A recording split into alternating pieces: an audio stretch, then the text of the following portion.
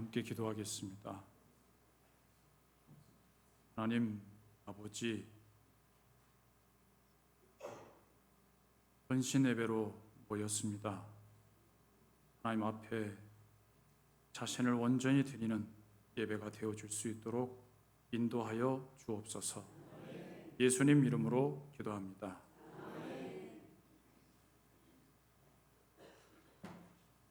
오늘 한광교회에 처음 온 것 같습니다. 제가 예배 인도를 간다고 그랬더니 저희 집사람이 끝까지 따라 나와서 여보 웃고 와.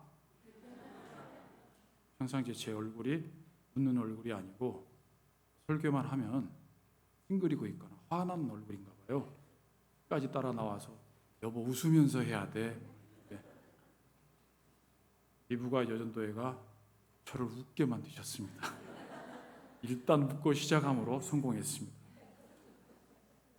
오늘 본문의 말씀을 통해서 부름받은 자의 삶, 부름받은 자의 삶이라는 제목으로 말씀을 전하고자 합니다. 오늘 말씀에 보면 사도 바울이 로마에 있는 성도들에게 쓴 로마 서신서의 머리말 서두 부분입니다. 인사말이죠.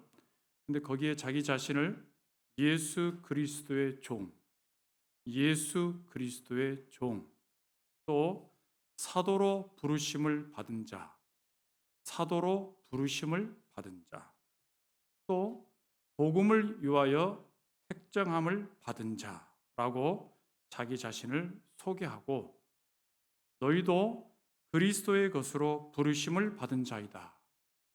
하나님의 사랑을 받고 부르심을 받은 자다라고 자기 자신과 로마에 있는 성도들을 부르심을 받은 자라는 공통 분모로 엮어내고 있습니다.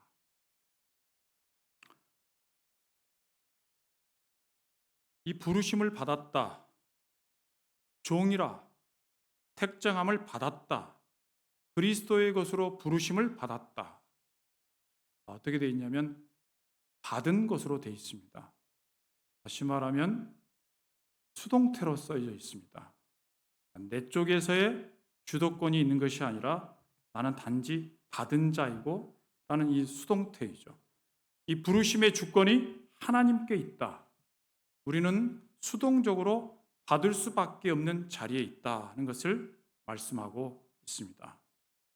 왜냐하면 그 이유가 로마서 1장 8절 이하에서 3장 20절까지를 펼쳐서 한마디로 말하면 의인은 없나니 하나도 없으며 깨닫는 자도 없고 하나님을 찾는 자도 없고 다 치우쳐 함께 무익하게 되고 선을 행하는 자는 없나니 하나도 없느니라.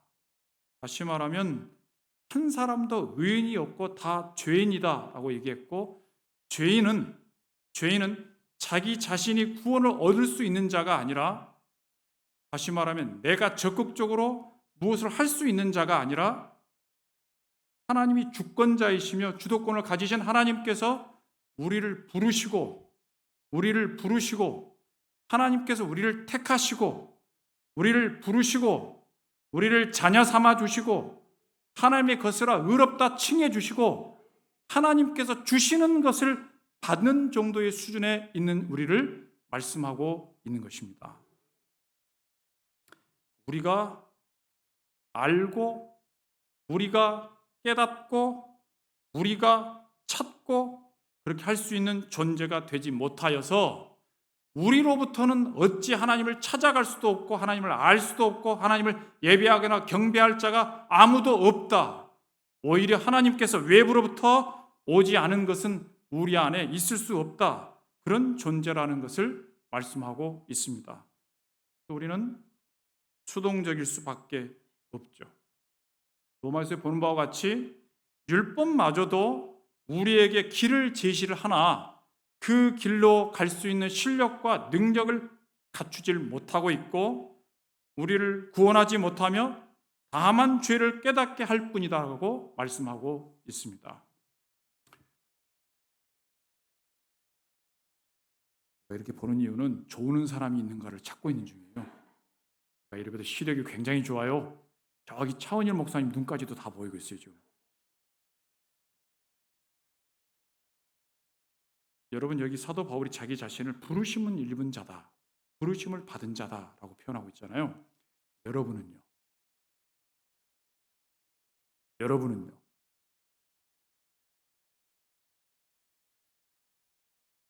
여러분의 존재의 근거, 나는 누구인가?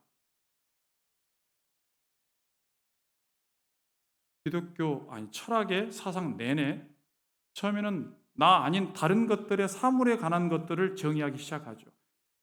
근원이 뭐냐? 물이다, 불이다, 흙이다, 이렇게 시작을 하다가 그걸 정의하려고 보니까 내가 누구인지를 알아야 그걸 뭐라고 할 수 있지 않겠어? 그래서 자기 자신의 인간 본연의 근본에 집중하기 시작했어요. 그러다가 나는 누구인가? 인간은 누구인가? 인간은 어디로부터 오는 것인가? 인간의 근원은 무엇인가를 계속해서 묻기 시작해요. 그러다 혹시 여러분 이런 얘기 들어보셨어요? 나는 생각한다. 고로 존재한다. 데카르트라는 사람이 1600년도니까 17세기예요. 그런 정의를 해요. 나는 생각한다. 고로 존재한다. 굉장히 멋있어 보이잖아요. 근데 뭘 얘기하고 있냐면 이런 거예요. 사람의 존재의 근거를 찾으려고 하다가 계속해서 보니까 경험론이나 내가 경험하는 거, 내가 만지고 듣고 또 경험할 수 있는 것에 근거하여 그걸 보면 내가 살아있는 거 아니야? 내가 존재하는 거 아니야? 를 얘기했다고요. 근데 네가 만지고 경험하는 게 거짓이면 어떡할 건데? 그래? 그것도 아니네. 그럼 그건 다 빼고 네가 생각하는 거, 네가 네 이성이 가지고 있으니까 네가 있다는 거 아니야? 존재의 근거를 그렇게 삼으려 해요. 그러다가 데카르트가 큰 발견을 한 거죠. 하다못해 그 나의 존재의 근거는 지금 내가 생각은 하고 있는 거잖아. 나는 생각한다. 고로 존재한다. 생각하는 나는 지금 있는 거잖아. 그러니까 나는 생각한다. 고로 존재한다를 얘기하는 거예요. 왜 이런 생각을 하게 된 줄 아세요, 여러분?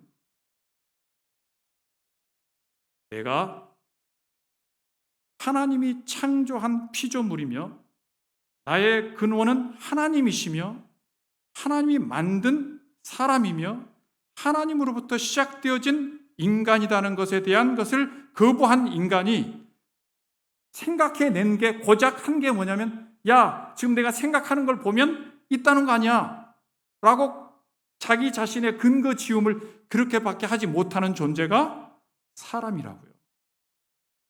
내가 이해를 시키고 있는 건지 잘 하고 있는지 나 지금 불쌍해 죽겠네. 내가 불쌍해 죽겠네 지금. 그러니까 다시 말하면 사람이 악하여져서 하나님으로부터 멀리 떠나 그 하나님을 제외하고 내가 어떤 존재인가, 내 존재의 근거가 무엇인가를 생각하려 하니까 하나님을 지워버리고 하다 보니까 생각하고 있는 너는 살아있는 거잖아 라고 얘기하고 있는 거라고요. 나 같으면 내가 밥을 먹고 있잖아? 밥을 먹고 있다는 건 살아있다는 거 아니야? 이런 얘기가 똑같은 소리예요. 근데 굉장히 고상해 보이긴 하지만 그런 얘기가 아니라는 거죠. 다시요. 우리는 수동적으로 부름을 받은 자이다. 부름을 받은 자이다. 그럼 여러분 누구이십니까? 하나님을 인정한 자라면 하나님이 창조주이시고 하나님이 나를 만드신 분이시고 하나님이 나의 하나님이시고 나의 아버지이십니다. 를 근거한 사람은 아주 단순해요. 누구죠? 하나님이 나를 불렀다. 하나님이 나를 자녀로 부르셨다. 부름을 받은 자이다. 라고 하면 나는 하나님으로부터 부름받은 자 장성태이다. 라고 하면 끝날 일을 갖다가 여러 가지 생각을 하고 여러 가지 복잡해지기 시작한 거예요. 그래서 의인은 없다, 하나도 없다로 시작되어진 우리의 현실에 관하여 이제 로마서 3장 21절에 와서 그러나 이제는, 그러니까 하나님을 알 수도 없고 찾지도 않던 너희들에 관하여 죄로 인하여 죽을 수밖에 없는 너희들을, 그러나 이제는 해서 뭐가 등장하죠?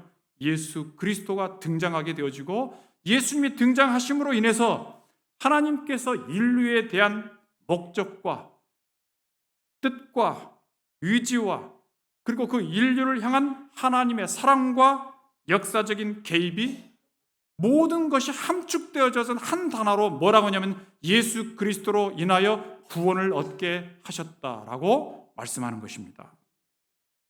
그러니까 구원이란 무엇이며 어떻게 이루어지는가 하는 것이 11장까지의 내용이에요. 로마서 1장에서 11장까지. 그리고 12장, 우리가 오늘 본 12장에 와서 그러므로 형제들아 내가 아버지의 모든 자비하심으로 너희를 권하노니 너희 몸을 하나님이 기뻐하시는 거룩한 산 제물로 드리라. 그러니까 3장 이후로 그러나 이제는 예수 그리스도가 등장하고 11장까지 우리가 어떻게 구원을 얻게 됐는가를 설명하고 12장에 와서 그러므로 구원 얻었으므로 구원 얻은 하나님의 백성이 되었으므로 이제는 그러므로 어떻게 살 것인가가 12장부터 펼쳐지고 있는 거예요. 지금 저는 기부가 전도회의 헌신예배에 와 있습니다. 헌신의 시작. 헌신은 무엇으로부터 근거하는 거 시작되어지는가? 로마서에 근거하면 우리가 죄인인데 3장에 와서 그러나 이제는 예수 그리스도로 말미암아 구원 얻은 자가 되었다. 복음은 이런 것이다. 그러므로 12장에 너희들이 구원 얻는 자답게 살라. 다시 말하면 우리의 헌신은 하나님이 우리를 위하여 보내신 예수 그리스도를 믿음으로 예수 그리스도 안에서 구원을 받은 자답게 사는 것에 대한 헌신이죠. 다른 목적, 다른 이유가 없습니다. 부르심에 합당하게 사는 삶이 헌신입니다. 그래서 다시 이걸 정리를 할 것 같으면 구원의 즉각성과 구원의 점진성이라고 얘기할 것입니다. 구원의 즉각성이란 하나님께서 여러분들을 하나님의 백성으로 택하셨다. 하나님의 택하심은 하나님의 성품에 근거한 건데 하나님이 사랑이시기 때문에 그 백성을 사랑으로 품으셨다. 하나님의 성품 가운데 하나님은 변치 않은 분이시기 때문에 하나님이 택한 자들을 절대 버리지 않고 끝까지 책임지시며 구원에 이르도록 하게 하신다. 오늘 여기 요 동네 리브가만 아멘을 하고 있고 요렇게는 아멘들이 안 되고 계시는데 여기는 부름 받은 자들이 아닌 걸로 생각해야 되는 거죠. 여기는 부름을 확실히 받은 사람들인데요. 그러니까 그래서 지금 구원에 있어서의 즉각성이란 하나님이 한 번 택하시면 변개치 아니하시기 때문에 그 구원에 있어서의 변함이 없이 택하심으로 인한 택하심과 동시에 온전히 구원을 이루심이다의 즉각성. 그럼에도 불구하고 이 땅 가운데 살고 있는 우리는 그 구원함을 받은 자로서 어떻게 살 것인가에 다시 말하면 구원의 서정이 있는 것처럼 소, 중, 회, 신, 칭, 양, 성, 견, 영. 처음 들어본 것처럼 소명, 기억나세요? 중생 하는 이 구원의 서정에 이르는 그 과정들을 우리가 이 세상을 살아가는 가운데 겪어가고 있잖아요. 그 겪어가는 내 삶의 신앙으로 받아들여 살아가는 모든 과정들이 구원 얻어가는 과정 가운데 있는 점진성을 얘기하고 있다고요. 다시 말하면 제가 크게 얘기하면 구원은 하나님께서 우리에게 주신 것으로서의 즉각성이 있다면 여기 지금 점진성은 오늘 우리가 얘기하는 것처럼 받은 자로서 어떻게 살 것인가와 헌신과 아주 밀접한 관계가 있다고요. 구원은 이미 완료된 것입니다. 이제는 구원을 받은 자로서 우리에게 주어진 삶을 하나님의 사람으로 살 기회와 신자다움을 위해서 영광으로 누릴 것인가 아니면 계속해서 칭얼거리며 못나게 굴 것인가 하는 문제만 남아있는 것입니다. 신분적 변화. 죄인이 의인 되어지며 사단에 휘하였던 자가 하나님의 자녀가 되어지는 신분적 변화.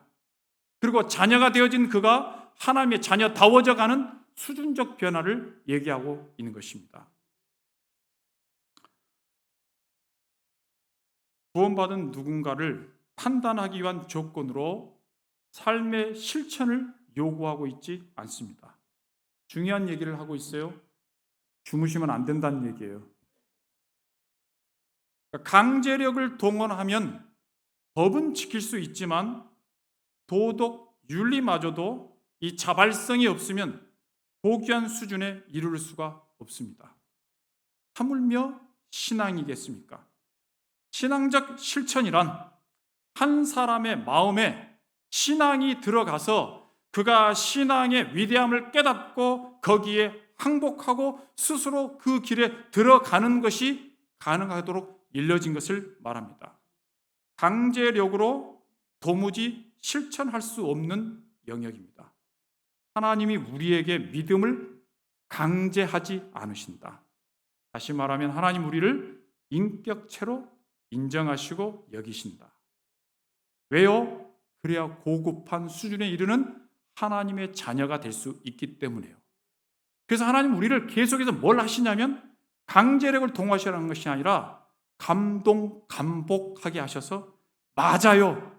하나님이 맞습니다. 하나님이 옳으십니다. 알겠습니다. 내가 그렇게 살겠습니다를 하는 거예요. 그러니까 신앙의 극치에 이르게 되어지면 하나님을 경배하고 찬양하는 것과 하나님의 뜻 앞에 절대적으로 순종하는 자로 나아가는 것이 온전한 하나님께 영광을 돌리는 길이에요. 자, 그러면 외국 사람들이 우리나라에 와서 깜짝 놀라는 것 가운데 하나가 있는데 이거래요. 그게 뭐냐면 카페나 식당에 가서 자리를 맡을 때 휴대폰이나 가방을 놔두고 자리를 맡는 거래요. 왜 그런 줄 아세요? 거기는 우리나라 말고 다른 나라는 휴대폰을 놓으면 휴대폰이 사라지고 가방을 놓으면 가방이 사라지기 때문에 휴대폰이나 가방으로 자리를 맡는다는 것은 있을 수 없는 일이에요. 그래서 그 사람들이 우리를 어떻게 생각하냐면 대한민국은 도덕과 윤리가 꽉 찬 나라다. 수준이 굉장히 높은 나라다. 이렇게 생각한다는 거 아니에요. 근데 어떤 사람이 댓글을 달았는데 그거는 당신이 대한민국을 모르기 때문입니다. 대한민국은 CC카메라, CCTV 이 카메라가 어디든지 있기 때문에 훔쳐갈 수가 없기 때문에 믿고 놔두고 가는 거라고 이렇게 얘기를 하는 거예요. 지금 이게 뭘 얘기하고 있는 거죠? 도덕과 윤리를 강제할 수 없다. 그러니까 가져가거나 도둑이나 이런 걸 강제해서 막을 수는 있지만 그 도덕을 지키는 사람의 인격적 수준을 높이는 일에 강제력이 동원될 수 없다. 신앙은요. 신앙은 더더욱 그렇다고. 도덕과 윤리가 수준적이 있어서 신앙은 더더욱 그렇다고. 강제하면 말은 듣지만 미안하지만 강제하면 수준이 올라갈 수는 없다고요.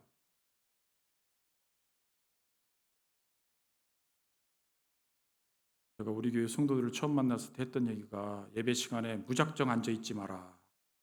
예배 시간에 꼭 뇌를 가지고 와라. 생각을 좀 하고 앉아 있고 무조건 아멘 하지 말고 아멘이 되거든 아멘해라. 등등을 하고 있는 중인데 이 동네에도 그 얘기를 꼭 해야 될 지금 수준이 돼 있어요.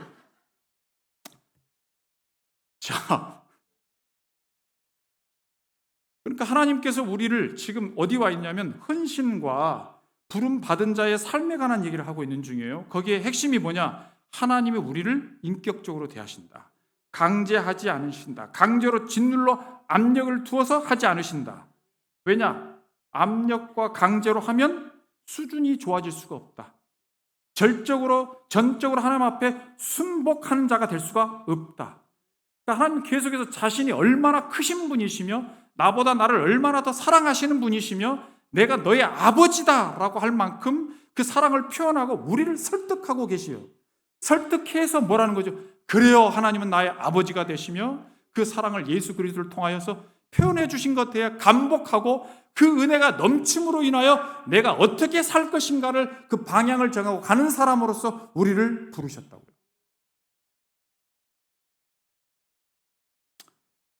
우리 동네에 이단들이 다 들어와 있거든요. 신천지도 들어와 있고 또 뭐죠? 그 하나님의 뭔가 그런 애들도 있고 다 해요. 근데 천부교도 있고 막. 근데 이렇게 추운 날에도 나이 많으신 할머니들이 복음을 전하러 다니세요.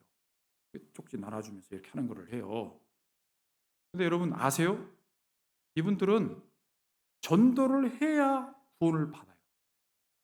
전도를 해야 구원을 받는다고. 여기 강제력이 있는 거예요. 전도를 해야 구원을 받아요.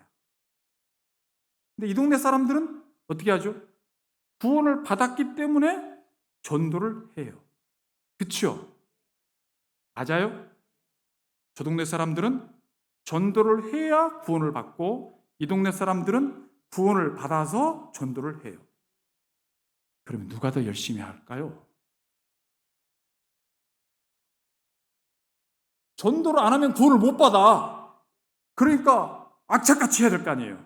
그러니까 비가 오나 눈이 오나 막 하고 있는 거잖아요. 그렇죠? 그런데 제가 물었어요.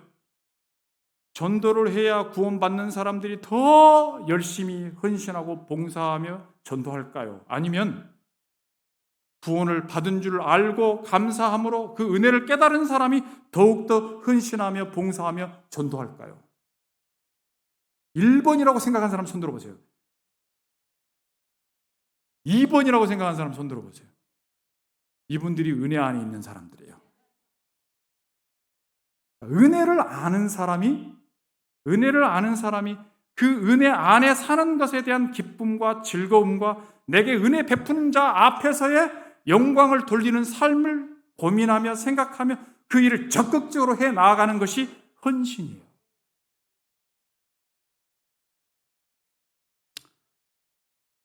갑자기 그 얘기가 생각이 나는데 여러분 그 톨스토이의 인생론이라는 책을 보신 적 있으세요? 톨스토이의 인생론. 거기 보면 톨스토이가 인생을 이렇게 그려놨어요. 험악한 눈이 확 다 덮여 있는 들판이에요. 예? 내가 들판이라고 그랬더니 이미 눈을 감고 상상하시는 거예요, 지금? 들판이에요. 들판인데 늑대가 한 7마리가 막 사람을 쫓아와요. 한 사람을 쫓아와요. 근데 한 사람은 이미 지쳤어. 막 숨이 이 턱에까지 다 차가지고 허거리면서 도망을 가고 있는 거예요. 근데 아무리 둘러봐도 도망갈 곳 숨을 데가 아무것도 없는 거예요. 하다못해 나무라도 있으면 막 기어 올라가가지고 숨을 거 아니에요. 근데 없는 거예요. 그래서 막 헤매고 있다 갔는데 갑자기 뭘 만나냐면 깊은 우물을 만나요. 그것밖에 숨을 데가 없으니까 그냥 뛰쳐드는 거예요. 뛰어든 거야, 그냥 뛰어들어. 봤더니 엄청 깊은 우물인 거예요. 떨어지면 죽게 생겼어. 그래서 와 하고 떨어지는데 갑자기 손에 턱 뭐가 걸린 거예요. 봤더니 가로질러 있는 통나무가 하나 있어가지고 거기에 매달리게 된 거예요. 이렇게 대롱대롱 매달리게 된 거예요. 지금 뭘 얘기하고 있는 거죠? 우리의 인생 얘기하고 있는 거예요. 매달려져 있는 거예요. 이렇게 매달려. 그래서 야 이거 야 간신히 살았다 하고 이제 숨을 돌리고 있었다고요. 근데 좀 있으니까 이 머리 위로 뭐가 뚝뚝뚝 이렇게 떨어지는 거예요. 뭐게요? 꿀이 떨어지는 거예요. 꿀이. 그래서 쳐다봤더니 위에 벌집이 있는 거예요. 그 벌집에서 꿀이 머리로 뚝뚝 이렇게 떨어지는 거예요. 이렇게 떨어져요. 여기서 여러분들에게 묻겠습니다. 이 꿀이 달까요? 쓸까요? 쓰다고 얘기하신 분은 인생을 아시는 거고 달다고 하신 분은 아직 인생을 덜 사셨어요. 이 동네도 지금 70대라고 내가 들었는데 아직 인생을 모르신 거예요. 그 꿀이 아직도 달대. 그러고서 있는데 이제 막 이 꿀을 지금 먹고 어쨌든 야 이 꿀이 쓰냐 다냐 이러고 있는 중이에요. 근데 좀 있으니까 흰지하고 검은지가 나타나더니 통나무를 또 갉아먹기 시작하네. 죽어야 돼요, 살아야 돼요. 살고는 싶은데 살 수는 없고 죽을 수도 없고 매달려 있는 상황을 톨스토이가 인생으로 그려놨어요. 역시 멋있잖아요. 인생을 너무 잘 그려놨어요. 그렇죠? 제가 해석하기로는 들판 그리고 운명적으로 그 우물에 뛰어들 수밖에 없는 인생. 여기는 내가 태어나고 싶어서 태어난 게 아니고 내가 태어날 장소를 정한 것도 아니고 태어날 때를 정한 것도 아니고 어떻게 한 거죠? 운명적으로 뛰어든 것과 같은 인생을 시작된 거예요. 인생이 시작된 거라고. 그리고 매달려 있잖아요. 통나무는 뭐겠어요? 여러분의 생명의 길이 인생이라고. 흰쥐하고 검은쥐가 다 갉아먹게 되면 끝나는 거라고. 세월이 그렇게 간다는 거예요. 세월을 표현했잖아요. 그렇죠? 그리고 꿀은 뭐겠어요? 여러분 인생 가운데 나는 이때 참 좋더라. 맛있는 걸 먹을 때 좋더라. 우리 아들이 공부 잘할 때 좋더라. 난 이럴 때 좋더라고. 달콤함. 인생에 주는 달콤함이에요. 제가 아까 물었잖아요. 인생에 주는 달콤함이 쓰냐 다냐. 지금 현실을 직시한 사람이라면, 인생의 현실을 직시한 사람이라면 이게 달겠어요? 꿀이 아니지. 잠깐 달다 할 정도이지, 꿀에 빠져서 꿀을 먹을 생각에 꿀을 향하여 살아가는 것으로 지금 자기가 매달려 있는 것을 잊을 만큼 꿀이 달 수는 없다고요. 철이 없는 사람은 인생에 대해서 달다, 좋다, 난 그리고 저것만 추구하고 난 저것만 있으면 난 다 살 수 있다, 다 모든 것이 만족하다라고 생각하지만, 철이 든 사람은 어떤 사람이죠? 내가 어떤 지경과 어떤 인생을 살고 있는지를 아는 사람이 철이 든 사람인데, 그 철이 든 사람에게는 꿀이 아니에요. 마냥 달지 않아요. 여기에 톨스토이의 인생론에 빠진 게 있어요. 뭐죠? 로마서 3장 21절. 그러나 이제는으로 시작되어지는 예수 그리스도의 구원하심이 온통 빠져 있잖아요. 이해 가세요? 지금 우리는요, 예수 그리스도의 구원하심을 입은 자로 하나님의 자녀답게 자기 자신을 하나님 앞에 산 제물로 드리는 자의 삶으로서의 헌신의 삶을 하나님이 우리에게 요구하고 계신다고요. 우리는 이 일을 강제력으로 받은 자가 아니라 자발적이며 이미 우리에게 허락하여 주신 은혜에 반하여 내가 하나님 앞에 어떻게 살 것인가를 내 인생의 목표로, 할렐루야, 내 인생의 가치로, 내 인생의 의미로 아는 자가 되어 눈이 띄어진 자예요. 신앙에 눈이 띄어지고 신앙에 철이 든 자예요. 그리고 내가 어떻게 사는 것이 하나님 앞에서 사는 인생인지를 깨달은 자예요. 누구를 통하여서? 예수 그리스도를 통하여서. 예수님 오기 전에 다 어떻게 했다고요? 우리 중에 아무도 구원 얻을 자가 없으며 아무도 의인이 없는 자였다가 예수 그리스도를 통하여서 하나님의 자녀가 되어짐으로 우리의 눈이 열려져 참된 인생에 관하여 눈이 띄어진 자로 살게 된 자가 된 거라고요. 우리는 그걸 뭐라고 그런다고요? 은혜. 은혜. 로또에 당첨이 되는 게 은혜가 아니라고. 잘 먹고 잘 살게 된 게 은혜가 아니라고. 그건 아직 꿀맛에 젖어져 있을 뿐이에요. 세상에 주는 그 꿀에 빠져 있을 뿐이라고. 아니요. 우린 예수 그리스도 외에는 우리를 구원할 자가 없는 줄로 믿습니다. 예수 그리스도의 구원하심으로 하나님의 자녀가 되게 하신 것을 믿으시기를 바랍니다. 그 은혜를 깨달은 자가 어떻게 살 것인가가 한마디로 말하면 헌신이라고요. 자기 자신을 온전히 하나님 앞에 드려 하나님의 영광을 드러내며 사는 거예요. 여기까지 얘기를 하면 다 아멘들을 하시더라고요. 근데 구체적으로 조금 더 들어가서 산 제물이라고 얘기했어요. 에베소서 5장에 가면 22절이요. 안 쳐다보고 있는 거 아니겠죠? 에베소서 5장.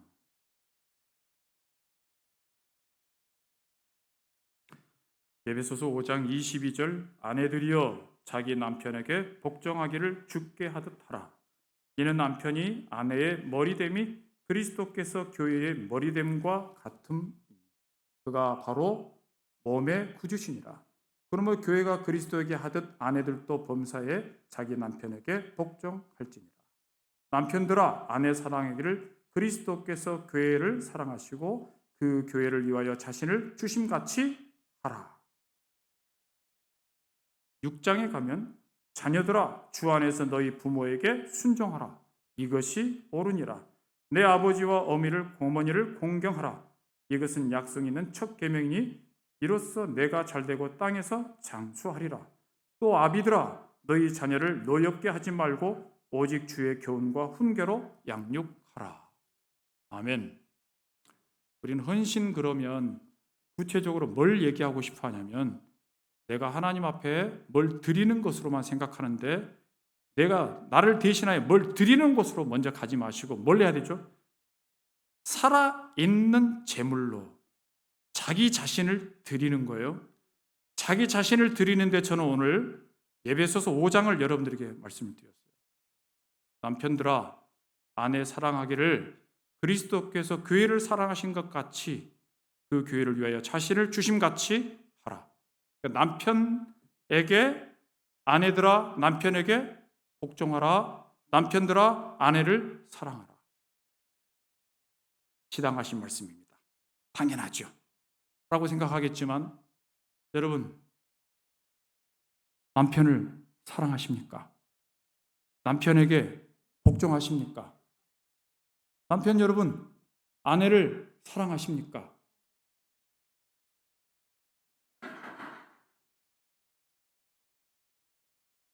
목사님 처음 오셔서 뭘 모르신가 본데 우리 부인이 어떤 사람인 줄 알고 그러세요 지금?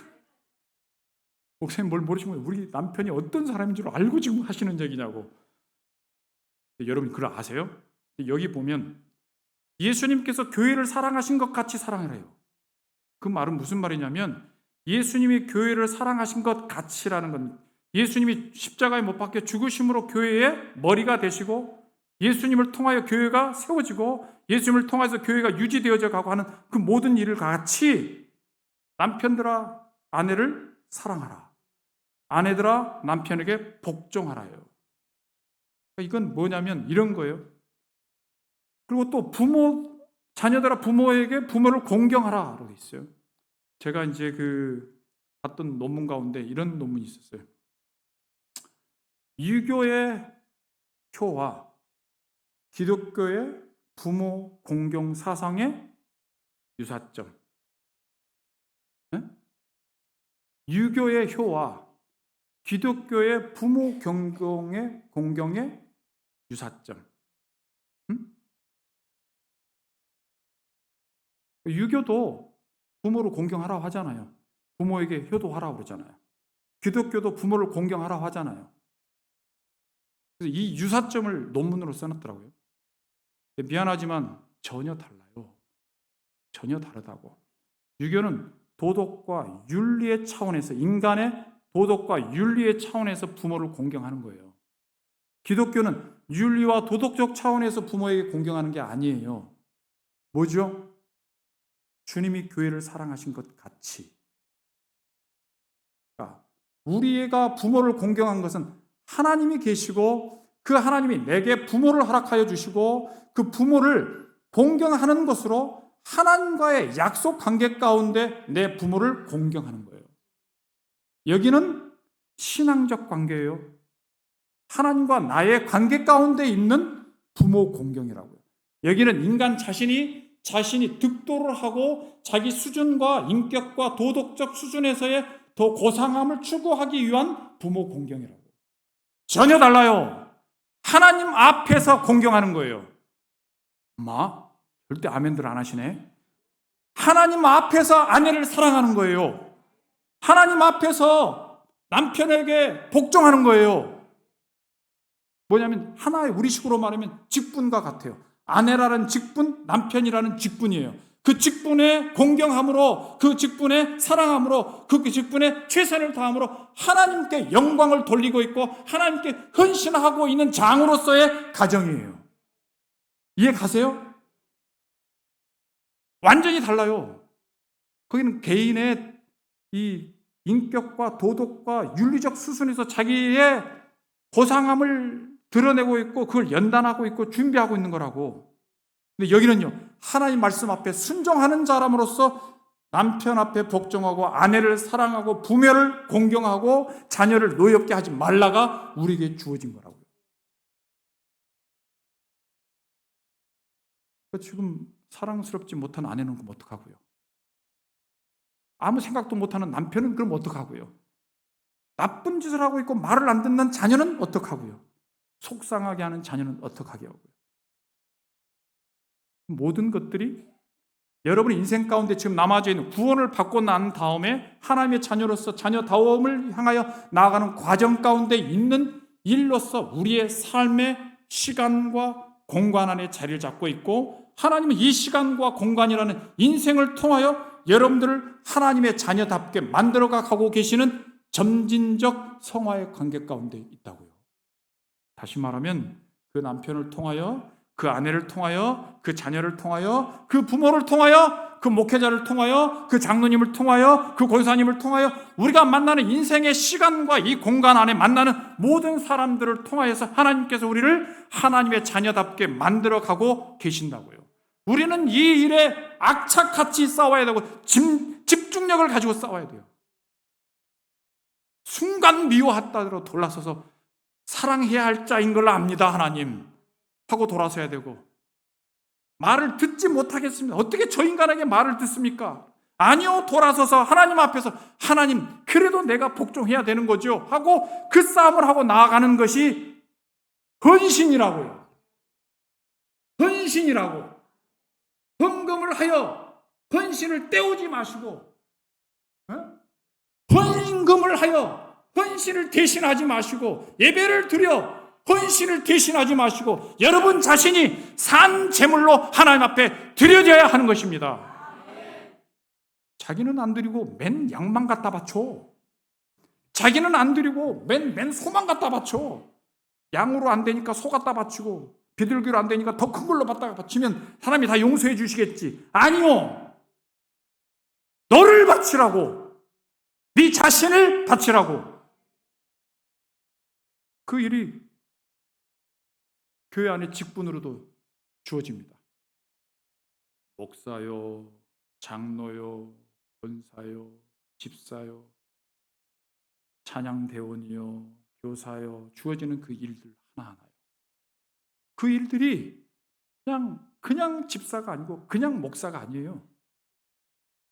하나님이 주권자이시고 나를 부르신 이가 하나님이시고 그 부르심을 받은 자로서 사도 바울이 고백한 것처럼 하나님의 종된 나, 예수 그리스도의 종된 나, 주의 복음을 위하여 부르심을 받은 나라고 자기 자신의 정체성을 분명히 한 것처럼 내가 그런 사람이라고.